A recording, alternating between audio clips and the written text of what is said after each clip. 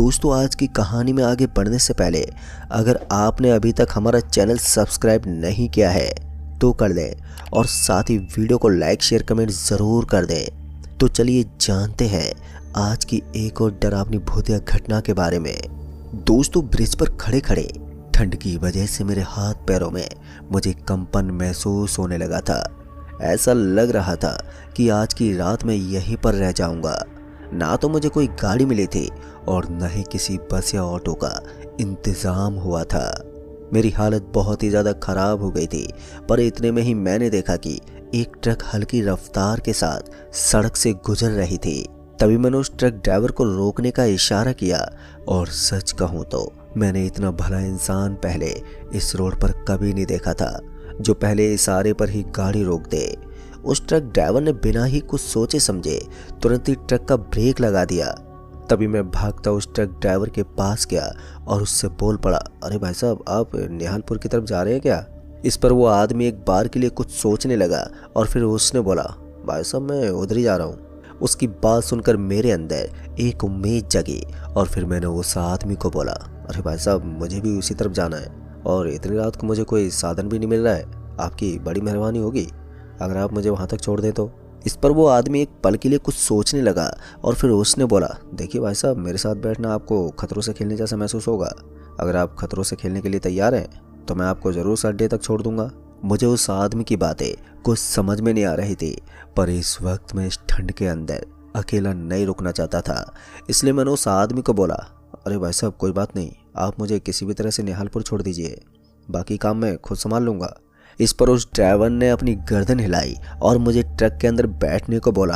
अब तक रात के 10:30 से 11 बज चुके थे। ठंड अपने जोरों पर थी। हम दोनों तुरंत ही वहां से निकल पड़े और ट्रक के अंदर बैठने के बाद मुझे थोड़ा सही महसूस होने लगा। ट्रक के अंदर हल्की हल्की गर्माहट भी थी, जिसकी वजह से मेरे हाथ पर वापस से गर्म महसूस होने लगे। फिर उसके बाद मैंने उस ट्रक ड्राइवर को बोला, वैसे एक बात समझ में नहीं आई भाई साहब, यहाँ पर इतनी रात को कोई भी साधन क्यों नहीं गुजरता? मेरी बात सुनकर वो आदमी एकदम से मुस्कुराने लगा और फिर उसने मुझसे कहा, हो सकता है रात में सड़क के ऊपर कोई आत्मा भटकती हो। अब ये सुनकर हम दोनों ही एक साथ में हंसने लगे। ट्रक अब सही रफ्तार के साथ सड़क पर चलती जा रही थी कि तभी मेरे बगल में बैठे हुए ड्राइवर ने कहा, भाई साहब, अब आप अपनी आंखें बंद कर लीजिए क्योंकि आगे जो होगा आप उसे देख नहीं पाओगे। उसकी बात सुनकर मैं एकदम से बोल पड़ा, भाई साहब, आप कैसी बहकी बातें कर रहे हैं? मैं ट्रक के अंदर बैठकर अपनी आंखें बंद क्यों करूं? इतने में ही मैंने देखा कि सड़क के बीचों बीच एक बूढ़ी औरत बैठी हुई थी। ट्रक की रफ्तार इस समय हल्की हल्की थी, इसलिए मैं इस चीज को साफ साफ देख सकता था कि वो किसी इंसान की छाती में चाकू घोंप रही थी और उसके सीने को फाड़ रही थी। दोस्तों, ये नज़ारा इतना खौफनाक और डरावना था कि मेरी आंखें खुद पर खुद ही बंद हो गई। फिर उस ड्राइवर ने बोला, अब आप अपनी आंख मत खोलना, वरना उस आदमी की वजह सड़क के ऊपर आप ही खड़े होंगे।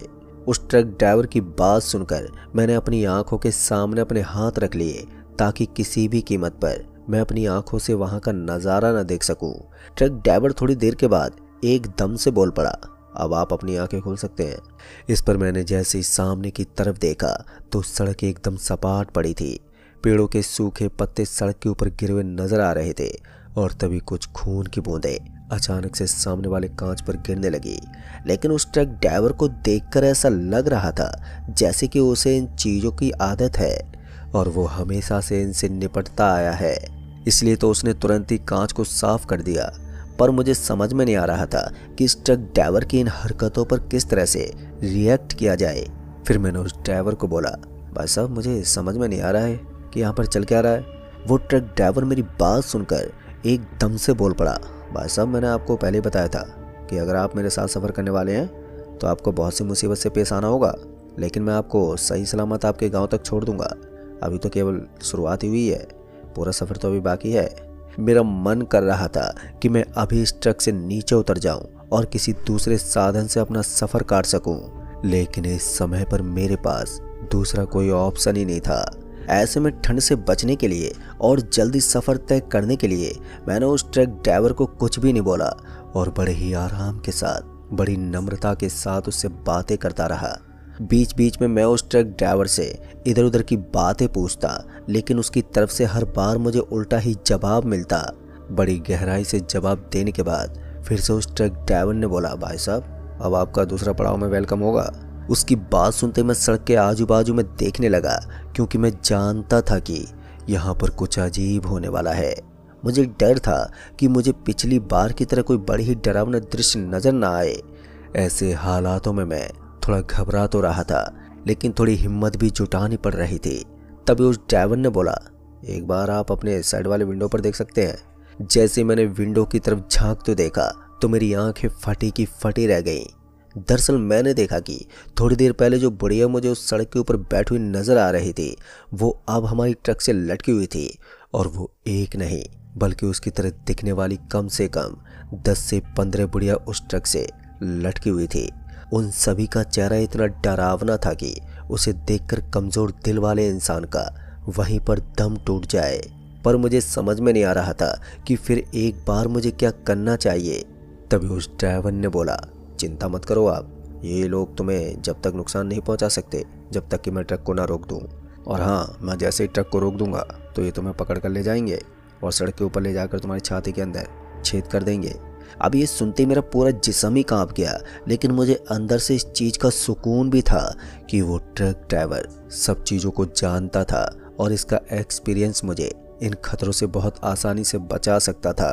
फिर उस ट्रक ड्राइवर ने मुझे बताया कि इस रास्ते पर अभी हमने सिर्फ 2 ही पड़ाव पार किए हैं, ना जाने इस तरह के कितने पड़ाव अभी हमारे सामने आएंगे। अगर हमने किसी के अंदर भी घबराहट महसूस करना शुरू कर दिया तो फिर हम दोनों मौत के घाट उतर सकते हैं। हालांकि अभी भी उस ट्रक ड्राइवर के चेहरे पर कोई सिकन नजर नहीं आ रही थी, पर पता नहीं क्यों उस ड्राइवर को देखकर मुझे अजीब सा लग रहा था। एक नॉर्मल इंसान के अंदर मेरे हिसाब से इतना कॉन्फिडेंस नहीं हो सकता। ऐसे में मैंने उस ड्राइवर से एक बार के लिए पूछते हुए कहा, भाई साहब एक बात समझ में नहीं आ रही है कि आपके अंदर इतना ज़्यादा कॉन्फिडेंस कैसे हो सकता है। मेरी बात सुनकर उस ड्राइवर ने मुस्कुराते बोला, ऐसा कुछ नहीं भाई साहब, बस रात दिन इसी रास्ते पर सफ़र करता हूँ मैं, तो मेरी आदत हो गई है। लेकिन मेरे मन में अभी भी यही डाउट था कि कुछ तो गड़बड़ है, वरना एक आदमी के अंदर इतना कॉन्फिडेंस नहीं हो सकता कि वो एक भूत प्रेत के इलाके से गुजर रहा हो और फिर वो हमेशा से उस रास्ते से गुजरता रहे और उसे इन चीज़ों की हरकत के बारे में पहले से पता हो कि कब क्या होने वाला है। मगर फिर भी मैं थोड़ा शांति रहा और उस ट्रक ड्राइवर की ड्राइविंग स्किल को देखता रहा। थोड़ी ही देर के बाद उसने फिर से कहा, दूसरा पड़ाव भी लगभग ख़त्म हो गया है, लेकिन अब जो आगे होगा वो तुम्हारी सोच से भी परे होगा और दुनिया का कोई भी इंसान इस नज़ारे को देखकर बहुत ही बुरी तरह से डर सकता है। शायद तुम्हारे साथ भी वही होगा, इसलिए जितना हो सके उतनी हिम्मत रखना। फिर उसके बाद मैंने अपनी गर्दन हिलाई, पर पता नहीं क्यों लेकिन चलते चलते ही ट्रक के अंदर थोड़ी गड़बड़ होने लगी। ऐसा लग रहा था कि ट्रक उछल उछल कर गिर रही है। फिर मैंने उस ट्रक ड्राइवर को बोला, अरे भाई साहब ये क्या हो रहा है। इस पर उसने बताया कि अब आप उस फेज से गुजर रहे हैं जहां मौत कभी भी आपको अपनी गिरफ्त में ले सकती है। उस आदमी की बात सुनकर मैं थोड़ा घबराने लगा, लेकिन फिर मैंने उस आदमी को बोला, लेकिन इससे बचने का कोई तो तरीका होगा। इस पर उसने बोला, कुछ नहीं, बस ट्रक चलता रहे, जब तक ट्रक चलता रहेगा तब तक आप जिंदा हो। ट्रक के रुकने के साथ ही आपकी सांसें भी रुक जाएंगी। ट्रक ड्राइवर इस बार भी बिल्कुल नॉर्मली लग रहा था, मानो कुछ हुआ ही नहीं है। फिर मैंने उससे पूछा, लेकिन ट्रक इस तरह से उछल उछल कर क्यों गिर रही है। इस पर उसने कहा, ट्रक के सामने तो देखो। जैसे मैंने सड़क के ऊपर देखना शुरू किया तो उसके बाद तो मानो मेरी सांसें ऊपर नीचे होने लगी। डर के उस माहौल में मैं इतनी बुरी तरह से घिर गया था जैसे कि मैं अभी और यहीं पर डर के मारे दम तोड़ दूंगा। दरअसल मैंने देखा कि सड़क के ऊपर उस बूढ़ी औरत की तरह दिखने वाली असंख्य महिलाओं की डेड बॉडी नीचे गिरी पड़ी थी और ट्रक उसको कुचलते हुए आगे की तरफ बढ़ रही थी। कभी ट्रक उस महिला के पेट के ऊपर से गुजरती तो कभी उसकी गर्दन को कुचलकर आगे बढ़ जाती। कांच में भी मैं इस भयानक दृश्य को देख सकता था। ट्रक के दोनों टायर खून से अब लाल हो चुके थे। उस बुढ़िया के जिस्म को देखकर ऐसा लग रहा था कि उसके जिस्म में इतना खून है कि एक नॉर्मल इंसान की बॉडी में इतना खून होना शायद नामुमकिन हो। पूरी सड़क खून से तर हो चुकी थी। सड़क के किसी कोने पर किसी औरत का कटा हुआ सर दिख रहा था तो किसी कोने पर उसके हाथ पर गिरे पड़े थे। मैं सच बताऊं तो मैंने अपनी जिंदगी में इस तरह का भयावह दृश्य शायद पहली और आखिरी बार देखा था। डर के मारे मेरी आंखें अपने आप ही बंद हो गई।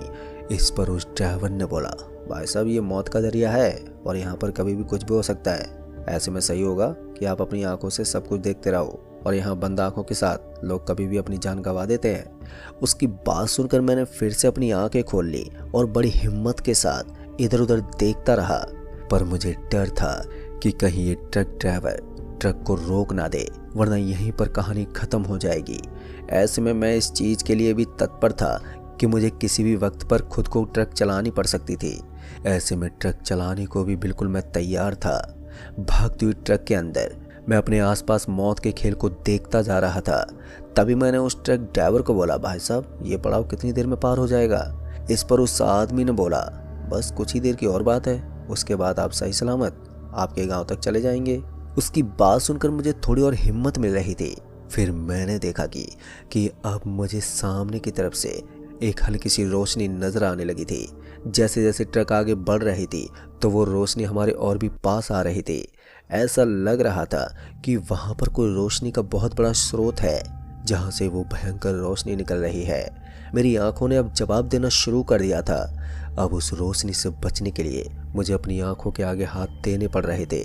तभी उस आदमी ने कहा, इस रोशनी का मतलब है कि अब हम खतरे से बाहर हैं और हम अपनी जान बचा चुके हैं। फिर उस ट्रक ड्राइवर के चेहरे पर एक अजीब सी मुस्कान थी और इस बार मैंने उस ड्राइवर को बोला, सच सच बताओ तुम हो कौन, क्योंकि तुम एक इंसान तो नहीं हो सकते। इस पर उस आदमी ने बोला, तुमने सही पहचाना, मैं एक इंसान नहीं हूँ। और फिर वो इतना बोलकर एकदम से हंसने लगा। पता नहीं क्यों, लेकिन अब ट्रक के अंदर बैठे बैठे भी मुझे डर लगने लगा था। हालांकि मैं अपने गांव के बेहद ही करीब था, लेकिन फिर भी डर की वजह से मेरे हाथ पांव फूल गए थे। मैं उस आदमी से बस यही जानना चाहता था कि आखिर वो है कौन और इस तरह से इन चीज़ों का मुकाबला वो कैसे कर लेता है। लेकिन हर बार वो आदमी मेरी बात को काट देता। थोड़ी देर के बाद मैं अपने गांव के बेहद ही करीब पहुंच गया और जैसे मुझे अपने गांव का रास्ता दिखा तो फिर मेरी सांसें फिर से नॉर्मल होने लगी। ऐसा लग रहा था कि मैं आज मौत को छू कर आया हूँ। सच कहूँ तो इस रास्ते पर पहले मैंने इस तरह की घटनाएं कभी भी महसूस नहीं की थी। आज अगर ये सारी घटनाएं मेरे साथ हो रही थी तो उनकी एक ही वजह थी और वो थी इस ट्रक का इस तरह से चलना। फिर उस ट्रक ड्राइवर ने बोला, आपको कहाँ पर उतरना है? इस पर मैंने उसे बताया कि मुझे गांव के बस स्टैंड पर उतार दीजिए। फिर एक बार मैंने उस ट्रक ड्राइवर को बोला, भाई साहब मैं एक बार आपकी इन्फॉर्मेशन लेना चाहता हूँ। लेकिन उसने इस बार भी मना कर दिया। लेकिन मैंने अब हट पकड़ ली थी कि मुझे किसी भी कीमत पर यह जानना था कि आखिर वो आदमी है कौन। इस बार उस आदमी ने बोला, अगर तुम्हें जानना है मैं कौन हूँ तो देखो। इस बार उसने अपने हरे रंग की शर्ट को एकदम से खोल दिया और उसके बाद का दृश्य देखकर मानो मेरा गला ही सूख गया। डर के मारे मेरी हालत खराब होने लगी। मैंने खुद जानबूझकर अपने आप को जोखिम में डाल लिया था। दरअसल मैंने देखा कि उस आदमी की छाती के अंदर से एक बड़ा सा हॉल बना हुआ था और उससे मैं आर पार देख सकता था। उसकी मांस और उसके हड्डियों को देख पाना भी अब तो मेरे लिए कोई बड़ी बात नहीं थी। ये देखकर मैं तुरंत ही दरवाजे से चिपक गया और वहीं दुबक कर बैठ गया। अब तक उस आदमी की आंखें भी लाल हो चुकी थी। और फिर उस आदमी ने बोला, चिंता मत करो, मैं तुम्हें कोई नुकसान नहीं पहुंचाऊंगा। और इतना कहने के बाद उसने फिर से अपना शर्ट पहन लिया। पर अच्छी बात ये थी कि उस आदमी ने दोबारा मेरी तरफ देखते बोला कि सालों पहले मैं भी इस बुढ़िया का ट्रक चलाते वक्त इसी तरह से शिकार बन गया था। मैंने सुना था कि इस रास्ते पर कोई बुढ़िया महिला रहती है जो मौत का दरिया है, जो अक्सर लोगों को अपने जाल में फंसाकर जान से मार देती है। और मेरे साथ भी ऐसा ही हुआ। उसने मेरी छाती के अंदर से मेरा कलेजा बाहर निकाल लिया और उसी वक्त मेरी मौत हो गई। दोस्तों सचमुच ड्राइवर की कहानी बहुत ही ज़्यादा दर्दनाक थी। लेकिन फिर उसने बोला, मैं नहीं चाहता कि अब किसी और इंसान को अपनी फैमिली से दूर जाकर इस तरह के हादसे का शिकार होना पड़े, इसलिए मैंने तुम्हें लिफ्ट दी और सही सलामत यहाँ तक छोड़ दिया। अगर तुम इतनी रात को अकेले इस रास्ते पर सफ़र करते तो मैं दावे के साथ कह सकता हूँ कि वो महिला तुम्हें अब तक मार चुकी होती। उसकी बात सुनकर मुझे अंदर ही अंदर उसके लिए बड़ा अच्छा महसूस हो रहा था। फिर उसने मुझे बस स्टैंड पर ले जाकर उतार दिया। सच कहूँ तो वो मेरी आखिरी मुलाकात थी, लेकिन उस आदमी ने उस छोटे से सफ़र में मुझे जो सिखा दिया वो मैंने अपनी ज़िंदगी में इतने सालों में कभी नहीं सीखा था। उस एक अच्छे पिशाच ने मुझे ज़िंदगी की कई चीज़ें एक साथ सिखा दी थी। बाद में मैं सीधा अपने घर आ गया और घर पहुंचकर मैंने अपने घर वालों को भी इस घटना के बारे में बताया। तो घर वालों ने भी मुझे ये चीज़ बताई कि वो ट्रक ड्राइवर पहले भी बहुत लोगों की मदद कर चुका है। सभी लोग यही मानते हैं कि वो एक अननोन पर्सन की तरह आता है और आदमी को बचाकर वापस चला जाता है। सच कहूँ तो उस आदमी का काम मुझे इतना बेहतरीन लगा कि मैं अपने शब्दों में बयान नहीं कर सकता। और ऊपर से एक भूत इस तरह की अच्छी हरकतें कैसे कर सकता है, ये भी एक सोचने वाली बात है। मेरे लिए वो भूत के रूप में एक भगवान ही था जिसने मुझे नया जीवन दान दिया। दोस्तों, उसके बाद मैंने उस रास्ते से चलना फिरना बिल्कुल ही छोड़ दिया, क्योंकि मैं जान गया था कि अगर उस रास्ते पर दोबारा मेरी मुलाकात उस बूढ़ी औरत से हुई तो इस बार मुझे बचाने के लिए वो ट्रक ड्राइवर आएगा भी या फिर नहीं, वो तो नहीं मालूम, लेकिन वो मेरे सीने को फाड़कर मेरा कलेजा ज़रूर ले लेगी और मुझे हमेशा के लिए इस दुनिया से दफा कर देगी। तो दोस्तों, इस कहानी में बस इतना ही। कहानी आपको पसंद आई हो तो वीडियो को लाइक शेयर कमेंट ज़रूर कर दें। तो मैं आपका दोस्त राजकुमार जल्द ही मिलूंगा ऐसी एक और डरावनी भूतिया घटना के साथ।